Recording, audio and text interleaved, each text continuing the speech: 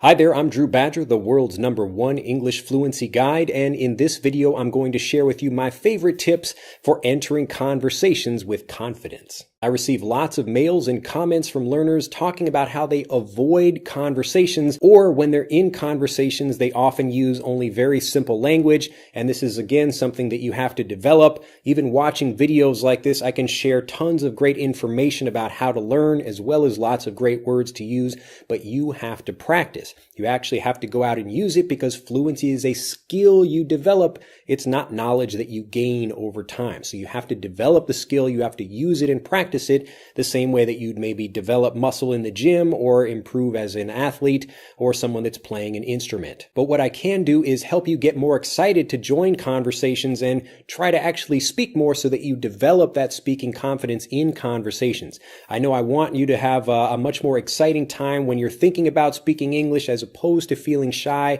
because again, I know a lot of people do. So let's get started. The first thing to understand is that native English speakers are talking about the same things you are talking about in your native language. People talk about your family or their job, or they're talking about the weather or sports or anything else, but it's all typically the same kinds of things. And if you remember that native speakers aren't talking about like rocket science. Maybe some people are, but not on just like in an everyday conversational sense.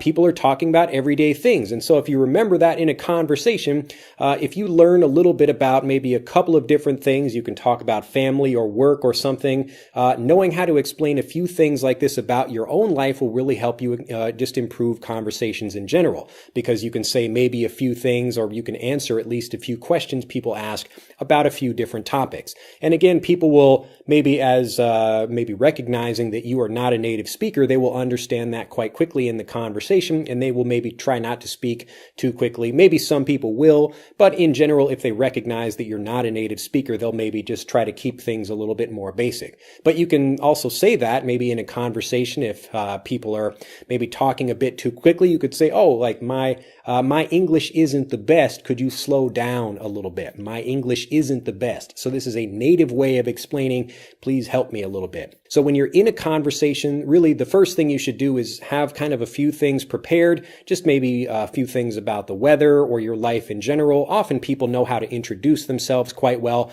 but they should really practice a few other things like what do you do?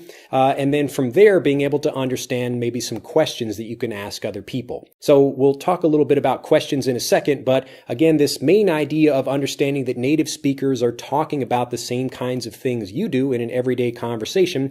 So when you get into a conversation, it's better to keep your mind open to the broader topic of the conversation, even if you don't understand a few individual words. So if you can follow the broader topic, then it's easier to maybe come back with a particular question or understand what people are asking you. Now, when people do ask you things, or they're speaking with you and about something that maybe you don't understand, you can say to them, oh, I'm sorry, I'm not so familiar, or I'm not very familiar with that topic. Could you tell me more about that thing? So this is an opportunity for you to get more information or to actually learn something. A lot of people are scared about getting into conversations because they don't want to show that they don't know something. But if you can be the kind of person that does get into the conversation and you're willing to show that, well, maybe I'm not perfect and I have an opportunity to learn something. It's the same thing if as a native speaker, maybe you get into a conversation with someone that's an expert in economics or science or something, and they are explaining something to you. It's probably at a much higher level than you understand. But in that situation, you recognize that opportunity to learn something.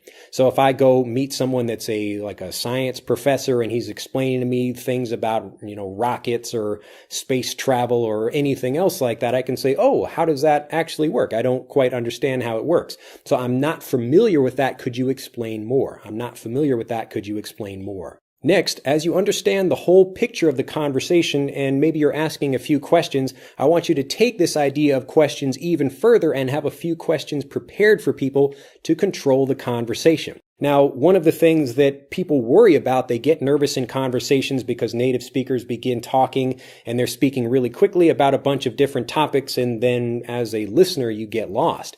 So if you can stop that and you can control native speakers, you can stop them from moving too quickly, you can continue to ask questions and you can focus on what you're interested in. Now, this works really well because most people just want to talk about themselves. They want to actually have a conversation where other people are listening to them and enjoying their ideas, so let them speak. Now, this is your opportunity to learn a whole bunch at the same time, but the more interested you can be in what other people are saying, the more interesting you will become. So when they're speaking and you don't quite understand something, use those as opportunities to say, oh, that's really interesting. Could you tell me more? Or tell me more about that. Or how did you get into that line of work? So how did you get into that line of work? How are you starting that? Or what's your history in something like that? So people are always happy to have people ask questions about themselves because it gives them an opportunity to speak. Now, when you do this, again, it controls the conversation and you can decide, well, we're going to talk about this, or I want to learn a bit more specific vocabulary about this thing. But it also, again, gives you time to think. So when we're talking about a conversational situation and you want to make sure that they're not running away, control the conversation with your questions. And the final piece of advice I'll give you is to use analogies or the kind of language that you know, even if you don't know how to express something exactly the way you want to. Often as a non-native speaker, you know the vocabulary for some of the things you want to say, but maybe you don't quite know how to express something else. But in those cases, it's better to talk around that thing or to try to explain it using other language that you already know. And this is exactly why phrasal verbs are so important.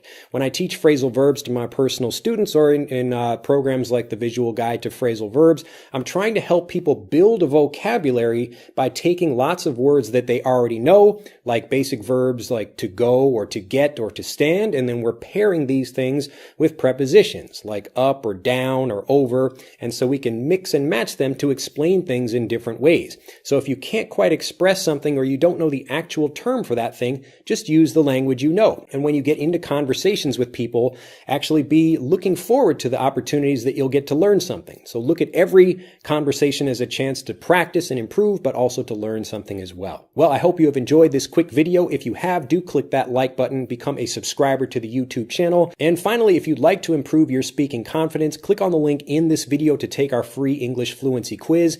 If you know a lot of vocabulary, but you struggle to speak, we can explain exactly why that happens to you and tell you exactly what to do so you can stop doing that and start enjoying conversations without hesitation. I look forward to seeing you at EnglishAnyone.com, and I will see you very soon in the next video. Bye-bye.